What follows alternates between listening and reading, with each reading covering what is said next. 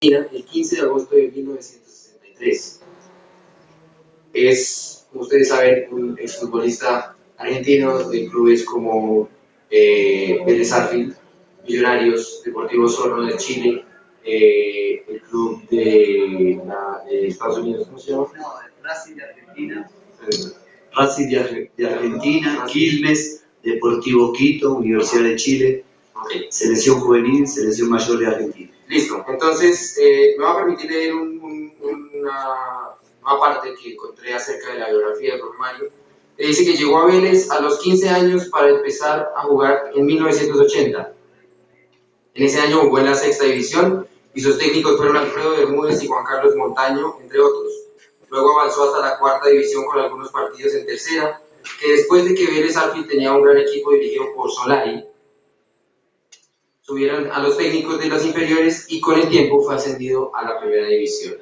Profe, cuéntenos un poquito cómo fue ese transcurrir inicial suyo como jugador juvenil, a qué problemas se enfrentó y cuáles eran esos principales escaños que uno tenía que superar en esa época. Bueno, primero buenas tardes a todos. Para mí es un orgullo estar en esta universidad distrital, muy importante en Colombia, en Bogotá, y agradecerle a Andrés Felipe Camacho la invitación porque gracias a él estoy acá. A Andrés, a Mateo y a papá, a Jairo lo conozco hace mucho, él jugó Millonario, el papá también, hay una gran amistad, por eso acepté venir, porque a veces no es fácil para mí ir a conferencias porque a veces he tenido muchos inconvenientes por mi forma de ser, no en las charlas, sino por lo que se dice en la calle, como soy, por mi forma de pensar, porque soy una persona que digo las cosas como digo. A veces tengo muchos enemigos por cómo soy.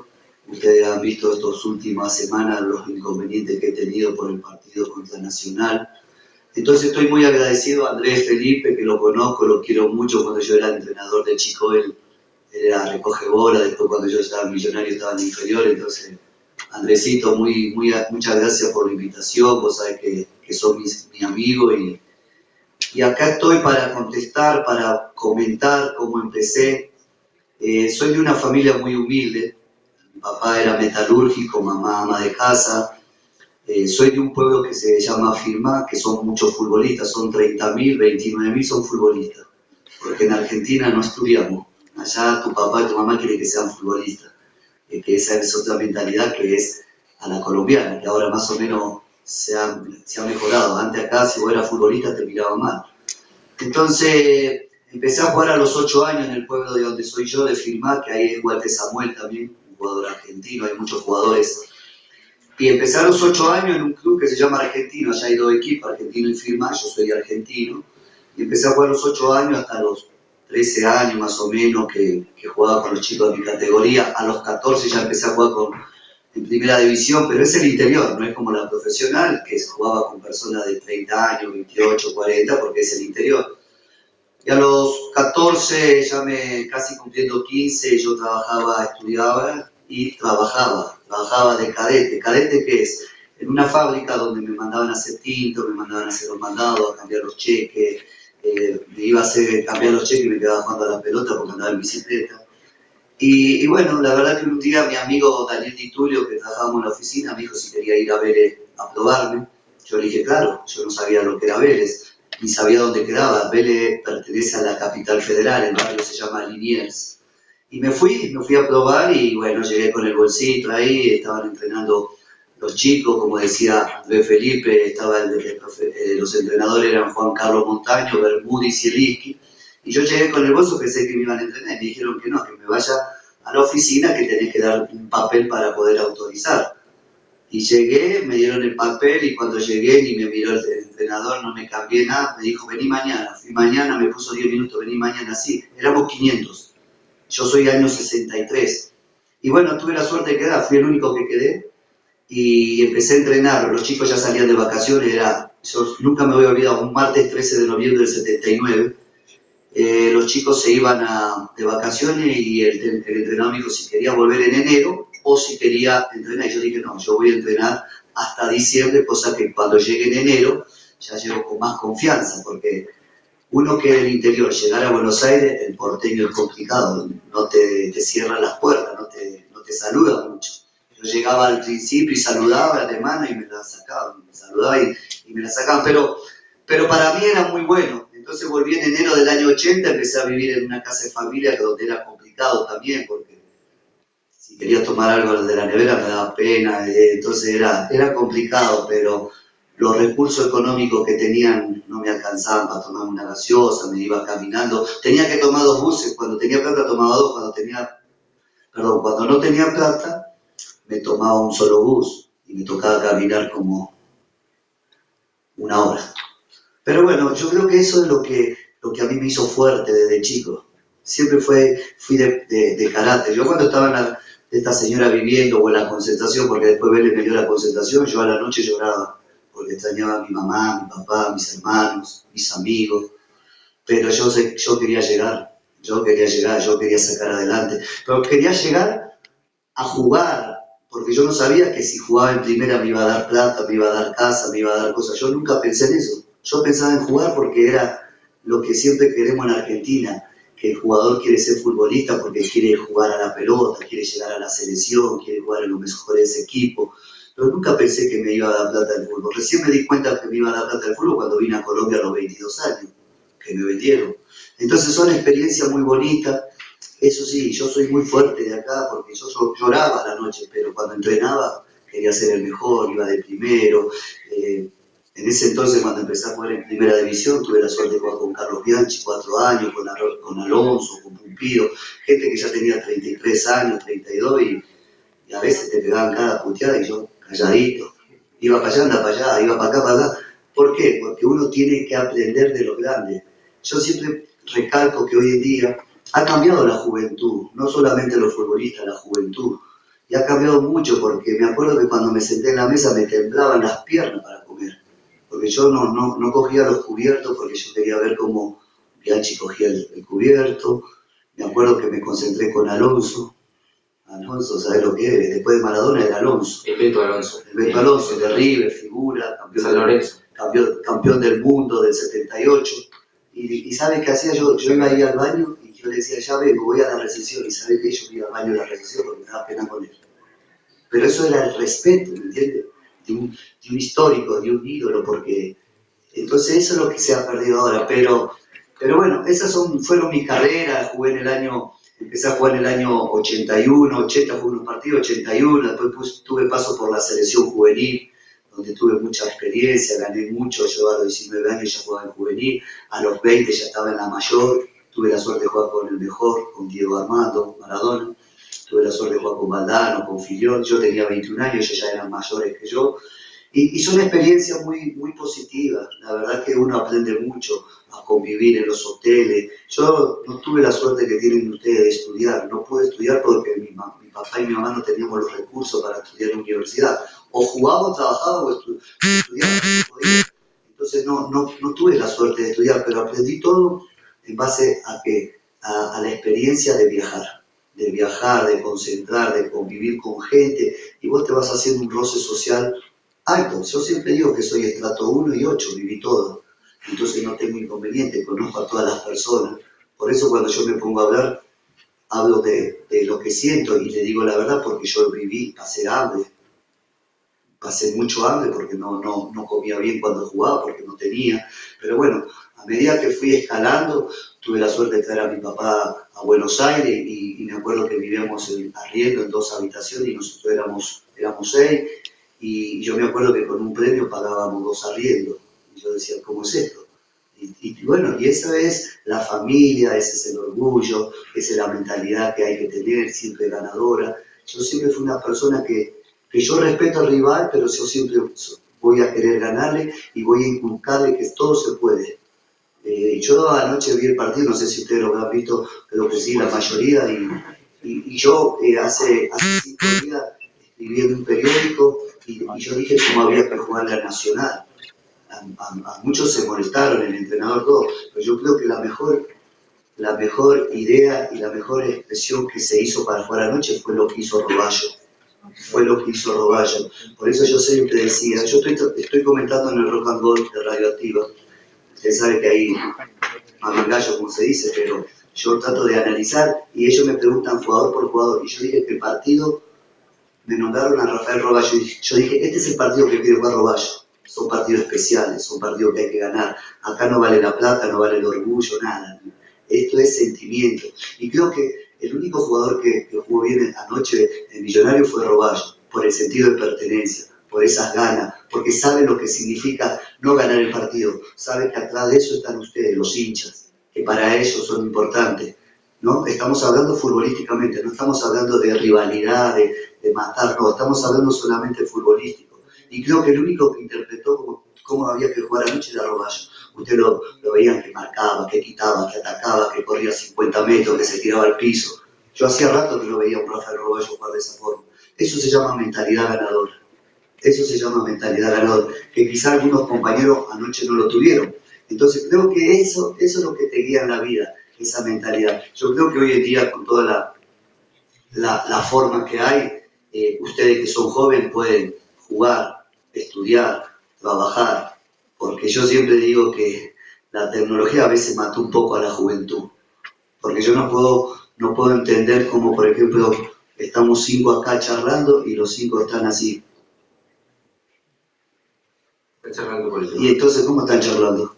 Por el celular.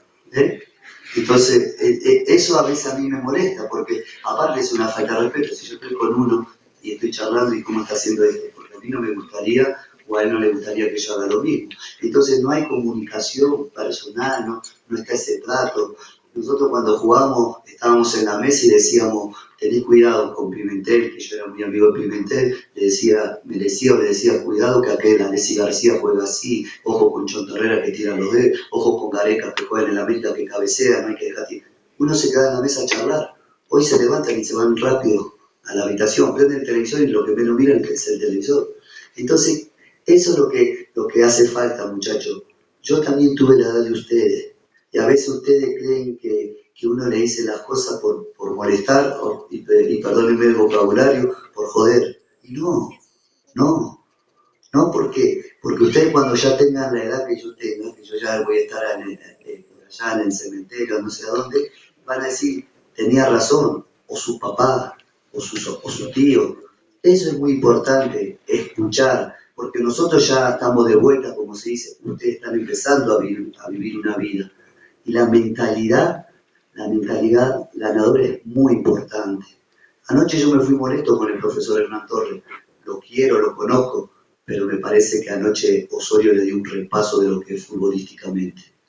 Una persona muy preparada. Sobre la marcha en el partido le hizo 4 o 5 cambios técnicos, tácticos muy buenos. ¿Por qué hablamos hoy por hoy de Pekerman? Que es el mejor. ¿Por qué? Díganme si saben por qué. Porque a clasificar. Le cambió la mentalidad, muchachos. Le cambió la mentalidad. El colombiano es un jugador muy importante, muy interesante. Entonces, sin desmerecer lo que hizo Leonel y Bolillo, Pekerman que dijo, hay que jugar a ganar. Vos sos el mejor, vos tenés más condiciones. Le hizo y los convenció que son buenos. Le dio la confianza que se necesitaba, pero siempre y cuando con respeto. Usted ve que a Pekerman nadie le hace así los jugadores. Es José, don José, ¿cómo le va? Entonces creo que eso es lo que le inculcó Pekerman. La personalidad, la mentalidad. Pekerman le dijo que quería ir al Mundial del primer día que llegó y se lo juró delante de la hija. Y los jugadores se convencieron de lo que le inculcó. Mentalidad ganadora, disciplina, trabajo y respeto. Y puso a los jugadores que tenía que poner. Falcao vino y le dijo juegue de 9, no como otros entrenadores que lo querían poner de carrilero. Escogió y supo escoger. Esa es la gran ventaja que tiene José Pekerman. La seriedad, la mentalidad ganadora. Y eso es lo que necesitamos en este país. Que todos creamos en su capacidad y sobre todo en querer siempre ser el mejor. Obviamente sin faltarle respeto, sin pelear, sin nada, pero yo siempre quiero ser el 1, no quiero ser el 2. Eso es lo que yo veo y lo que analizo. Por eso cuando a mí me dicen vamos a hacer una conferencia, no es una conferencia, porque más que nada es charlar y vivir lo que uno vivió, lo que se está viviendo, lo que puede llegar a venir, tratar de inculcarle a ustedes todo quizás lo que no van a vivir, lo que no han vivido y lo que van a vivir, porque nosotros ya pasamos de largo, ya estamos de vuelta. Ustedes están empezando a vivir una vida hermosa. Yo creo que, ¿sabés cuánto daría yo para tener la edad que tienen ustedes? Ay, papito, pero ya no puedo retroceder. Yo a veces juego y esta me dice una cosa, pero las piernas me dicen otra. No puedo. Entonces, aprovechen, ustedes son jóvenes, son inteligentes, estudian en una universidad buena, tienen capacidad. El colombiano, ustedes a veces no valoran el país que tienen. Ustedes van afuera y el colombiano lo aman. Lo aman, en Argentina lo aman. Porque usted, a todo el mundo le dice usted. Usted, me dicen así en Argentina. Usted a su papá le dice usted. Nosotros, ¿qué hace papá? ¿Cómo anda, loco? Así le decimos. Usted papá. Y eso es un respeto, el saludo que usted da. ¿Me entiende? Entonces, aprendan a querer este país que es muy bueno. Quieran ser ustedes más. A veces yo quizá cuando tenía la de usted también me volvía loco, pero ya para que 50 años que me voy a volver loco. Tengo que disfrutar los pocos años que me quedan de vida. Bueno, el profe ha tocado un tema muy importante y es acerca de las dificultades económicas que se vivían en el momento de iniciar. Nosotros aquí en la universidad también lo vivimos, muchos de nosotros lo vivimos porque pues nosotros sabemos que estamos en una universidad de carácter estatal, de carácter público y en ocasiones hay problemas que se le presentan a uno de ese tipo, económicos, pero eso es algo que uno tiene que aprender a superar, eso es algo que uno tiene que aprender a superar y eso se hace con la mentalidad, como decía el profe. En el 82 debutó contra Nueva Chicago, Sí. Ganaron y fue elegido como la figura de la cancha. ¿Cómo fue ese partido de debut? Los nervios, el pre-partido, después de que lo eligieron figura, ¿cómo se sintió? Digámoslo vulgarmente, se agrandó por haber sido la figura. ¿Cómo lo tomó teniendo escasos 17 años? Sí. No, lo que pasa es que yo ya me estaba preparando en la semana porque el técnico era Juan Carlos Lorenzo, que dirigió un Mundial del 66, dirigió Boca, campeón del mundo del 77, 78. Para mí fue el maestro que me enseñó todo y él siempre no me decía ni el apellido, me decía pibe me decía.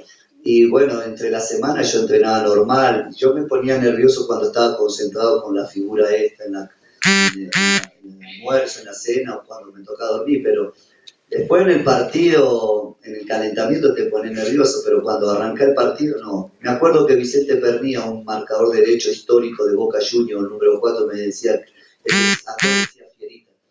Y él me decía, Fierita va a ser la figura este día. Y yo me acuerdo que jugamos con Chicago, que es el clásico de Vélez, el clásico de barrio, y ganamos, y la verdad me fue muy bien. No me pesó para nada, yo jugué normal. Y lo que dice Andrés Felipe, no es que te agrandaste, yo jugué y sabía que el próximo partido tenía que jugar mejor, porque al próximo partido no jugué de titular, fui al banco. Y fue con Boca, sí, y quedó otra vez. Sí, después fui como mejor lugar de la sí, cancha. tuve la suerte de jugar con Boca y donde jugaba Gareca, Ruggeri, Gatti, Brindisi, Maradona. Ese día tuve la suerte de jugar, empatamos 0-0. Bueno, ahí me di cuenta de lo que es, porque cuando jugamos con Chicago no teníamos tanta presa, pero cuando jugamos con Boca ahí sobresalí, tuve la suerte que me entrevistó Víctor Hugo Morales, el uruguayo, uno de los mejores relatadores del mundo, y José María Muñoz, que trabajaba en Radio Rivadavia. Entonces ahí, claro, me empezaron a preguntar, pibe, ¿cuántos años tenés? ¿De dónde sos? ¿Cuánto llevás? Bueno, ahí uno se empezó a conocer, pero yo sabía que no era solamente llegar, sino mantenerse. Y tuve la suerte que tuve compañeros muy buenos que me aconsejaron y que me hablaban siempre, que no me podía quedar los laureles, que siempre tenía que mejorar.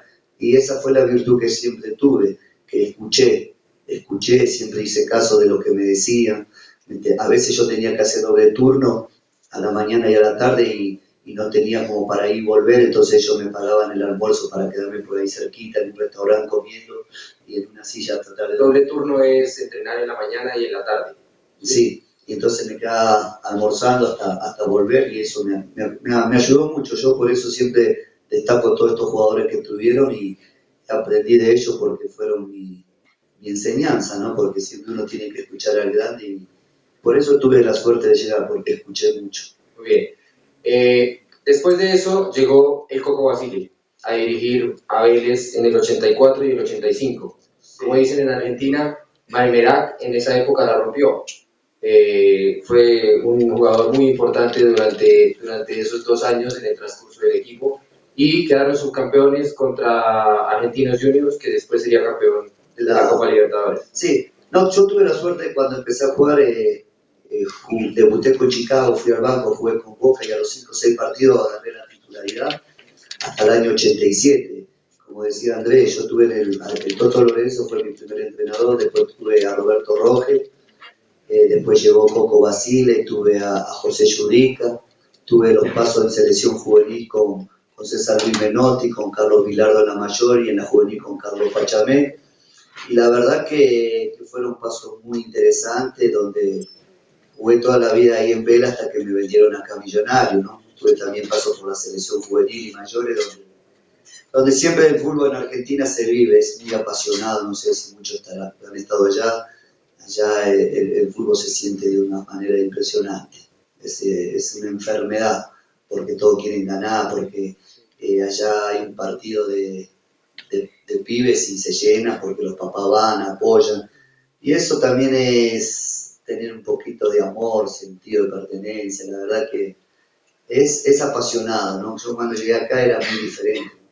Ok, bueno, el profe ha tocado un punto muy importante y es que nosotros a veces aquí, usted ya estaba consolidado en ese momento en Vélez con el Coco, a veces como estudiante tiene muchos problemas mientras es estudiante. Después de que sale, yo todavía no he salido de la universidad, pero por los reflejos que he visto en algunos de mis compañeros o en algunos familiares, uno puede ver que puede alcanzar ese nivel de estar bien, manejar, estar económicamente bien, familiarmente bien.